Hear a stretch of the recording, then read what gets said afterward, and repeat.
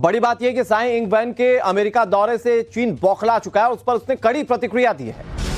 अपनी संप्रभुता के लिए कड़े उपाय करेंगे चाइना, यह कह रहा है। ताइवान स्ट्रेट के आसपास पेट्रोलिंग बढ़ा दी गई है। युद्धपोत पनडुब्बी से ताइवान की घेराबंदी की कोशिश चाइना की जा रही है। ताइवान के एयर स्पेस में चीनी जेट्स घुस गए।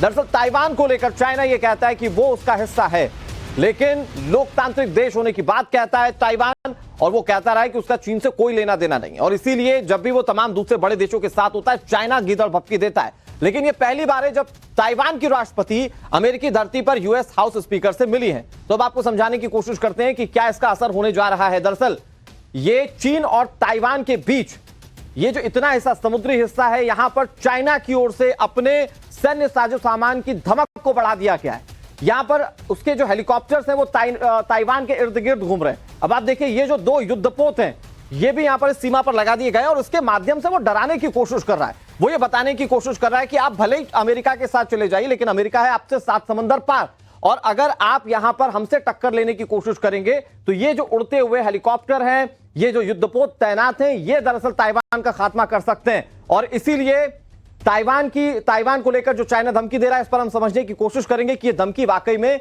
कितनी कारगर साबित चाइना के लिए होगी। लेकिन आपको यह समझाने की कोशिश करते हैं कि आखिर चीन गुस्से में है क्यों।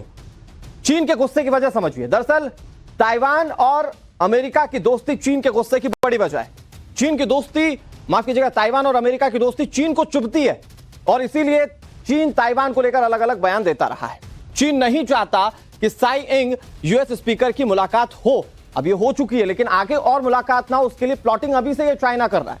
ताइवान के राजनयिक संबंध का चीन विरोधी है। वो कहता है ये तो हमारा हिस्सा है, ये किसी और से जाकर राजनयिक संबंध क्यों बनाता है।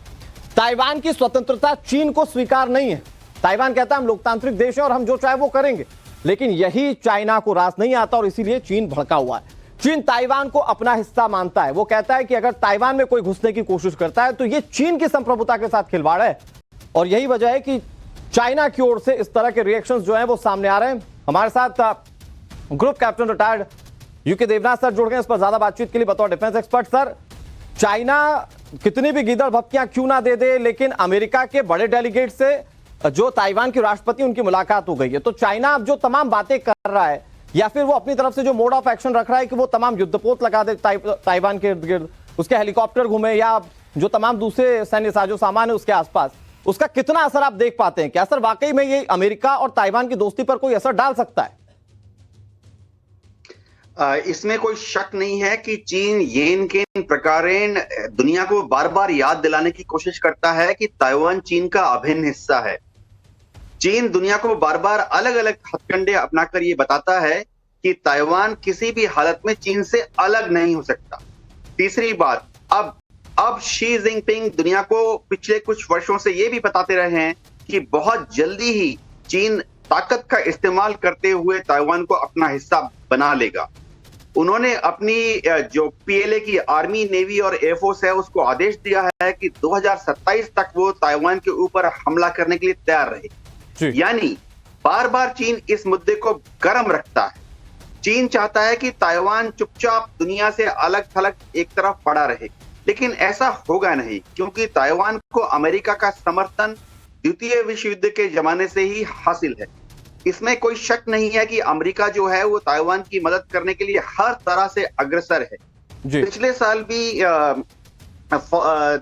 अमेरिका की जो हाउस स्पीकर थी नैन्सी पेलोसी, उन्होंने ताइवान दौरा किया था, जिसके दौरान चीन ने बार बार उस दौरे की बहुत ही भर्त्सना की थी और कहा था कि इससे ताइवान को अमेरिका खतरे में डाल रहा।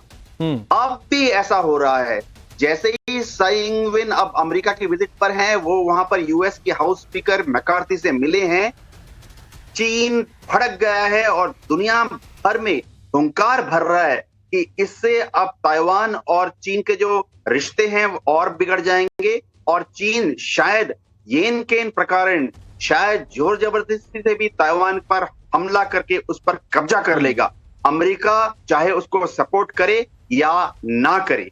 देखिए, चीन ने ये जब कम्युनिस्ट पार्टी ऑफ चाइना की और पोलिट ब्यूरो की लास्ट मीटिंग हुई थी, शी जिनपिंग ने क्लियरली कहा था कि 2039 में तक, यानी चीनी कम्युनिस्ट पार्टी के 100 साल के अंदर ताइवान चीन का हिस्सा होगा। तो शायद ये उसी तरफ मामले को गर्म रखने की ठीक है, एक शुरुआत है।